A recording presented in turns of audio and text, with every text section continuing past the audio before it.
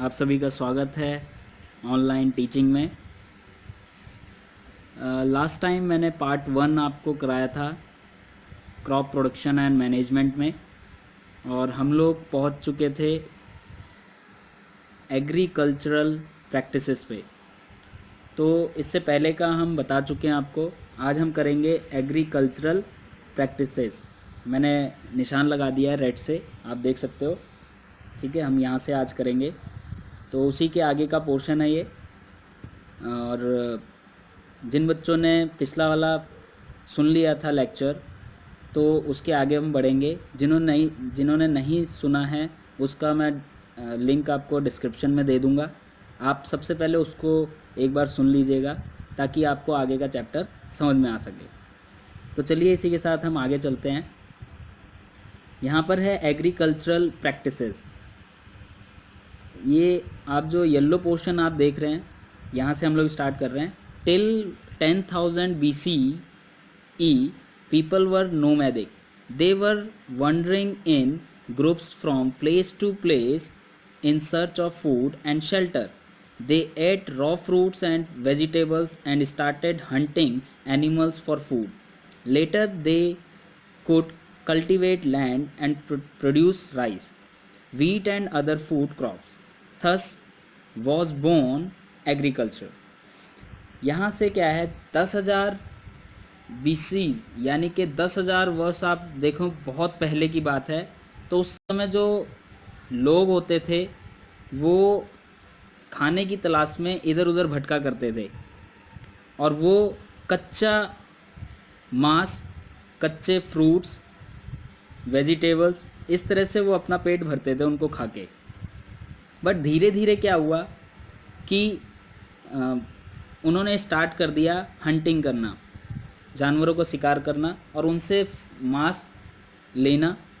और लेटर फिर थोड़े समय बाद उन्होंने राइस उगाना स्टार्ट किया, कल्टीवेट किया लैंड को, और राइस उगाया, वीट उगाया, गेहूं उगाया, और इसी तरह से अदर क्रॉप्स भी उगाना स्टार्ट किया, और तभी से एग्रीकल्चरल चालू हो गया। तो उसी के आगे बढ़ते हैं हम। When plants of the same kind are cultivated at one place और a large scale, it is called a crop.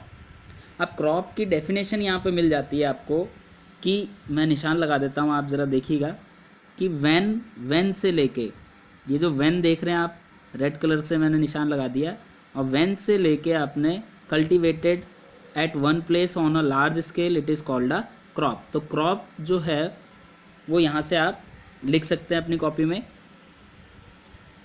ठीक है, कि अगर हम एक तरह की अनाज को किसी बड़े पैमाने पे, किसी बड़ी जगह पर, एक ही जगह पर लार्ज क्वांटिटी में जब हम उगाते हैं, उसको हम क्रॉप कहते हैं। When plants of same kind means एक ही तरह की फसल, जैसे गेहूं है तो गेहूं, राइस है तो राइस, और वो लार्ज एरिया में, यानी कि खेत में, बहुत बड़े खेत में, और एक ही जगह पर बहुत सारी मात्रा में जब हम उसको उगाते हैं, तो वो प्रोडक्शन क्या कहलाती है आपकी? Crop production. ओके, या क्रॉप कह सकते हैं। For example, crop of wheat means that all the plants grown in the field are that of wheat. जो वीट की अगर हम फसल उगाएंगे तो वहाँ से वीट होगा। You already know that crops are of different types like cereals, vegetables and fruits. जो क्रॉप्स होती है वो अलग अलग तरह की होती है। सीरियल्स यानी दालें हो गई आपकी, ठीक है, वेजिटेबल्स हो गए, ठीक है, और फ्रूट्स हो गए। बहुत सारे इस तरह से खेती की जाती है। These can be classified on the basis of their the season in which they grow. और ये सीज़न के अकॉर्डिंग उगाए जाते हैं। कुछ गर्मियों में उगाए जाते हैं, कुछ सर्दियों में उगाए जाते हैं, कुछ बरसात में उगाए जाते हैं। तो वो डिपेंड करता है सीज़न किस तरह से है। आगे हम और बताएंगे इसके बारे में। इसके बाद आगे चलते हैं हम। India is a vast country. India एक बहुत बड़ी कंट्री है। The climate conditions like temperature, humidity and rainfall vary from one region to another. जो यहाँ की जो क्लाइमेट है उसकी कंडीशन जो है वो, और टेम्परेचर जो है, ह्यूमिडिटी और रेनफॉल जो है, वो सब जगह अलग अलग है। तो अलग अलग रेनफॉल होने से, अलग अलग ह्यूमिडिटी होने से, अलग अलग क्लाइमेटिक कंडीशंस होने की वजह से अलग अलग तरह की फसल उगाई जाती है। जैसे एग्जांपल के लिए ले लेते हैं, आसाम में चाय उगाई जाती है, चाय आप लोग पीते हैं ना, टी। तो ऐसी ऐसी जगहों पे, हर एक जगह पे उसके क्लाइमेट के हिसाब से वहाँ पर उस तरह की फसल उगाई जाती है। ओके, तो accordingly there is a rich variety of crops grown in different parts. वहाँ से मैं निशान लगा देता हूँ, मैं इस जगह पढ़ रहा हूँ, आप कंफ्यूज ना हो इसलिए मैंने निशान लगा दिया कि वैरायटी ऑफ क्रॉप्स, ये आप देख सकते हैं, ठीक है। Variety of crops grown in different parts of the country despite this diversity two broad cropping patterns can be identify, these are. तो इस तरह से वैरायटी ऑफ टू क्रॉप्स निकली है। कैसे? Kharif crops and rabi crops, ये दो तरह की क्रॉप्स बताई गई है। इसका नाम है kharif crops, rabi crops.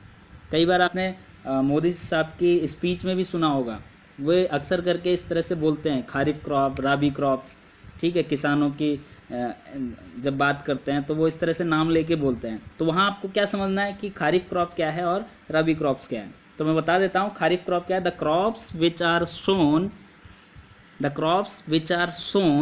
in the rainy season are called kharif crops. The rainy season in India is generally from June to September.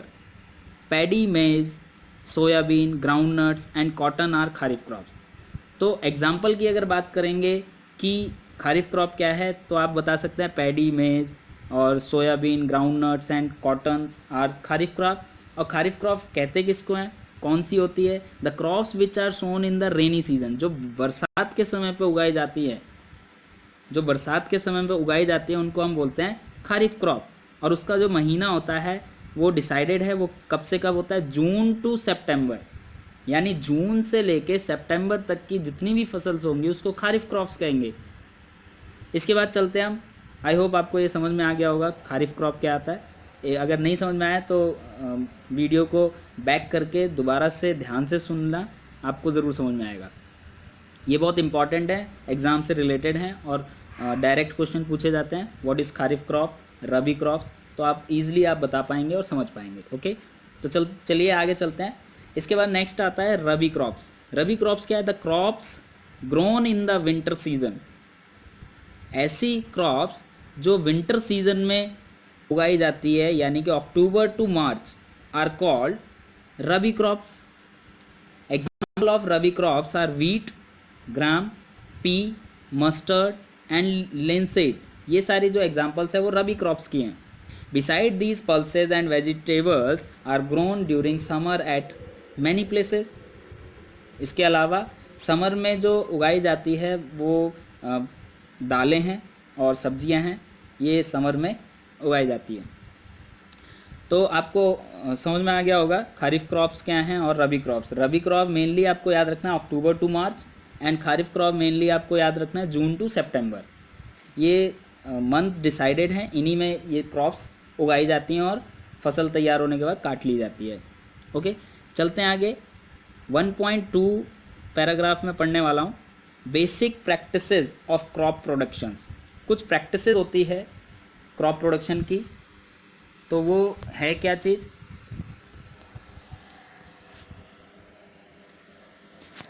चलिए देखते हैं आगे।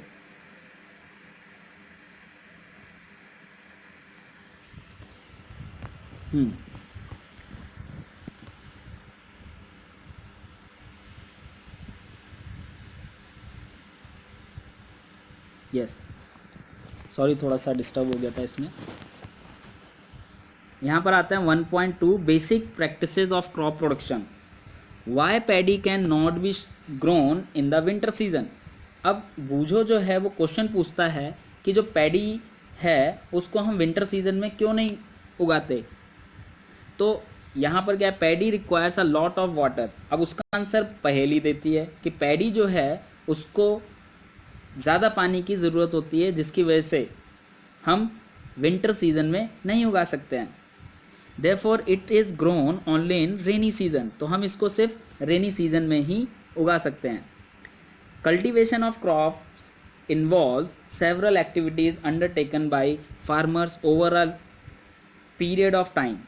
You may find that these activities are similar to those carried out by a gardener or even by you when you grow ornamental plants in your house. These activities or tasks are referred to as agricultural practices which are listed below. अब जो agricultural practices हैं वो ये आपको list दी हुई है कि कैसे वो फसल को पूरी तरह से तैयार करते हैं. तो उसके स्टेप्स होते हैं जो कि मेनली स्टेप्स हैं, ये आपको याद भी रखना है क्योंकि एग्ज़ाम से पूछे जाएंगे. तो पहला आता है आपका प्रिपरेशन ऑफ सॉइल.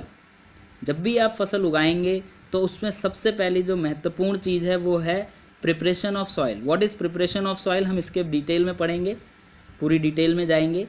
तो उससे पहले आप लिस्ट समझ लीजिए क्या क्या है. प्रिपरेशन ऑफ सॉइल, सबसे पहले मिट्टी को बनाना ताकि उसमें फसल उग सके. सोइंग यानी कि उसके अंदर बीज को डालना, जो पौधा तैयार करना है, जो फसल तैयार करनी है, sowing. Adding manure and fertiliser, fertiliser और मैन्योर को ऐड करना यानी कि खाद ऐड करना. इरीगेशन, सिंचाई करना. प्रोटेक्टिंग फ्रॉम वीड्स, ऐसे अनवांटेड प्लांट्स जो पौधों को ख़राब कर देते हैं, फसल को ख़राब कर देते हैं, तो उनको बचाना, प्रोटेक्ट करना. हार्वेस्टिंग यानी कि उसको कटाई करना, कटाई करने के बाद उसको स्टोर करना. ये सारे पॉइंट्स हैं, हम इसको डिटेल में पढ़ेंगे. तो फर्स्ट पॉइंट आपका आता है preparation of soil.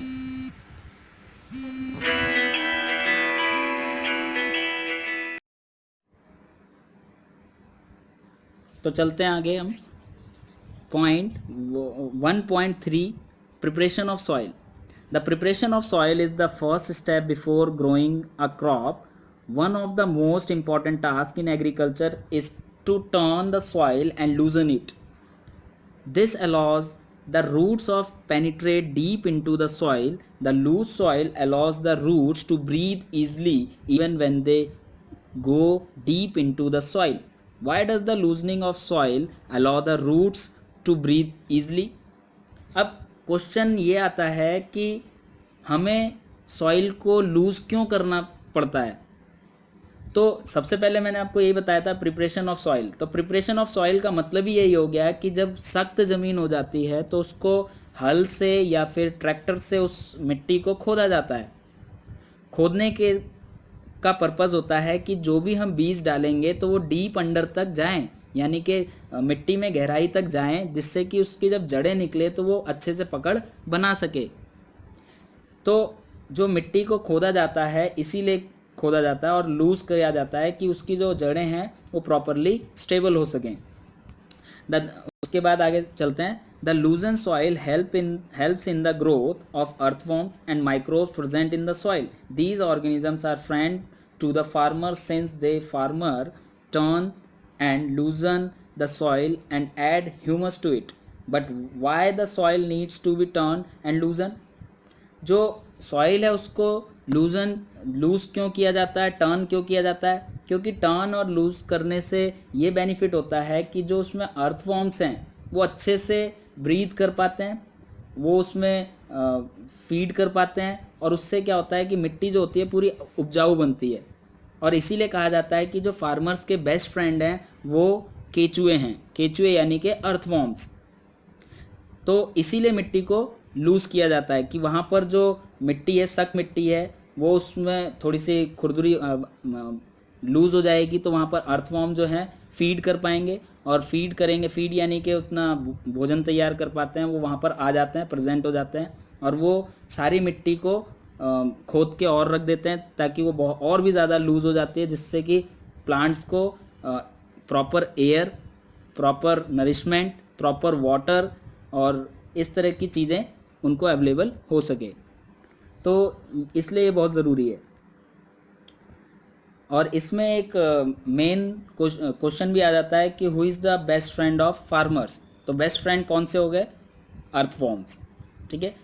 You have learned in the previous classes that soil contains minerals, water, air and some living organisms. In addition, dead plants and animals get decomposed by soil organisms. In this way, various nutrients in the dead organisms are released back into the soil. These nutrients are again absorbed by plants. अब आपको पता है कि जो हमारा atmosphere है उसमें बहुत सारी चीज़ें पाई जाती है, प्लस सॉइल जो है उसमें कई चीज़ें पाई जाती है. उसमें क्या है? मिनरल्स, वाटर, एयर और some living organisms. In addition dead plants and animals get decompose. जो डेड हो जाते हैं एनिमल्स, या कोई जानवर मर गया या कोई पेड़ पौधा उसमें टूट के गिर गया, ख़त्म हो गया, तो वो डीकम्पोज होता है. डीकम्पोज मतलब क्या होता है कि पूरी तरह से सड़ गल कर मिट्टी में मिल जाना. और बाय सॉइल ऑर्गेनिजम्स, जो सॉइल ऑर्गेनिजम्स होते हैं वो उनको मिट्टी में पूरी तरह से मिला देते हैं, और वहीं से क्या होता है? न्यूट्रिएंट्स तैयार होता है. और जो न्यूट्रिएंट्स तैयार होता है वो मिट्टी में मिलने के बाद वापस किसको मिलता है? प्लांट्स को. जब प्लांट्स उसमें उगता है तो वो न्यूट्रिएंट्स वो अपने अंदर एब्जॉर्ब कर लेता है. तो वही चीज़ इसमें कही गई है. नेक्स्ट पैराग्राफ है, since only a few centimetres of the top layer of soil supports plant growth, turning and loosening of soil brings the nutrient rich soil to the top so that plants can use these nutrients. Thus, इसके बाद देखते हैं आगे. Thus, इस वाले paragraph पे हूँ मैं, this one. Thus, turning and loosening of soil is very important for cultivation of crops. तो इसीलिए कहा जाता है कि जो सॉइल प्रिपरेशन में जो turning of and loosening soil है वो बहुत इंपॉर्टेंट रोल प्ले करता है कल्टीवेशन ऑफ क्रॉप्स में. तो चलिए इसी के साथ आगे चलते हैं. The process of loosening and turning of soil is called tilling or plowing. जो प्रोसेस हम करते हैं, अब वहाँ पर क्वेश्चन आ सकता है व्हाट इज टिलिंग और प्लॉइंग. तो टिलिंग का मतलब क्या है और प्लॉइंग, ये टिलिंग और प्लॉइंग एक ही चीज़ है कि हम जो लूज़ करते हैं मिट्टी को, टर्न करते हैं यानी कि उलटते हैं, किसके द्वारा? हल के द्वारा या ट्रैक्टर के द्वारा. आपने देखा होगा गाँव में हल और ट्रैक्टर जो उस पर मिट्टी पे वर्क करते हैं, तो उसी को हम क्या बोलते हैं? टिलिंग और ploughing. This is done by using a plough. Ploughs are made of wood. अब इन्होंने बता भी दिया है कि प्लॉ क्या होता है. एक वुड का बना होता है, लकड़ी का बना होता है, उसमें आयरन लगा होता है. आयरन मीन्स लोहा, और उससे फिर खोदा जाता है बैलों के थ्रू या फिर ट्रैक्टर के through. If the soil is very dry, अगर बहुत सूखी होती है मिट्टी, इट में नीड वाटरिंग बिफोर प्लॉइंग. अगर मिट्टी बहुत ज़्यादा सूखी होती है तो उसके अंदर पानी थोड़ा सा डाला जाता है ताकि वो लूज़ हो सके, और लूज़ होने के बाद वो अच्छे से टर्न हो जाए यानी पलट जाए मिट्टी, और अच्छे से उसको लूज़ किया जा सके. द प्लॉट फील्ड में हैव बिग क्लम्प्स. बड़े बड़े पत्थर होते हैं उसमें. जब हल से उसको जोता जाता है तो उसमें बड़े बड़े पत्थर निकलते हैं, पूरी तरह से चूरा नहीं हो पाता, वो बड़े बड़े पत्थर, उसी को बोलते हैं clumps of soil called crumbs. उसको क्रम्स बोलते हैं, जो बड़े बड़े टीले तरह के निकलते हैं. तो it is necessary to break these crumbs. Levelling the field is beneficial for sowing as well as for irrigation. तो जब ये टर्न कर दिया जाता है और उसमें बड़े बड़े क्रम्स आ जाते हैं, तो क्रम्स को क्या किया जाता है? छोटे छोटे टुकड़ों में बांटा जाता है. बांटना यानी तोड़ा जाता है. तोड़ने के लिए क्या आता है? लेवलर आता है. What is leveller? आपने देखा होगा कि लकड़ी के फाटे से होते हैं. जैसे आपने देखा होगा कभी बिजली का खंभा देखा है, जब लगाने के लिए सरकार भेजती है तो वो ट्रैक्टर के थ्रू वो घसीट के लेके आते हैं बिजली का खंभा. आपके गलियों में भी लगा होगा बिजली का खंभा. उस तरह का लेवलर होता है, वो लकड़ी का होता है, ठीक है, और उसको ट्रैक्टर या बैलों के साथ बांध दिया जाता है. वो भारी होता है और उस पर दो लोग चढ़ भी जाते हैं ताकि जो क्लम्प्स हैं बहुत बड़े बड़े वो आसानी से टूट सकें. Levelling of soil is done with the help of leveller. इसी को बोलते हैं लेवलर, क्योंकि वो लेवल करता है, जितनी भी मिट्टी है उसको लेवल पे ले आता है, एक बराबर कर देता है, समतल कर देता है. Sometimes manure is added to the soil before tilling. और कई बार ऐसा होता है कि मैन्योर, खाद, जो गोबर होती है, गोबर को फेंक दिया जाता है मिट्टी में, और फिर जब हल चलाया जाता है और जब लेवलर से चलाया जाता है तो वो मिट्टी जो है उसके अंदर जो खाद है वो मिट्टी के अंदर प्रॉपर मिल जाती है. बिफोर टिलिंग यानी जब मिट्टी को खोदा जाता है हल के थ्रू, उससे पहले ही वो मैन्योर डाल दिया जाता है ताकि मैन्योर जो है पूरे खेत में अच्छे से मिल सके. This helps in proper mixing of manure with soil. The soil is moistened before sowing. मिट्टी को पहले ही थोड़ा सा नमी वाला बना दिया जाता है ताकि उसमें बीज को अच्छे से उगाया जा सके। तो आई होप आपको ये 2 पैराग्राफ अच्छे से समझ में आ गए होंगे। बाकी का जो लेक्चर है मैं 3rd वीडियो में आगे बताऊंगा।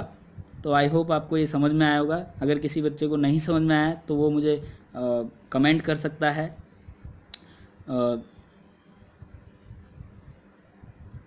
चलिए, इसके बाद अगली क्लास में हम पढ़ेंगे एग्रीकल्चरल इम्प्लीमेंट्स। ठीक है, जिन बच्चों ने पिछली वीडियो नहीं देखी है प्लीज़ वो उसको पहले देखें ताकि जो सेकंड पार्ट है वो अच्छे से समझ आ सके। आज के लिए इतना ही। Thank you very much.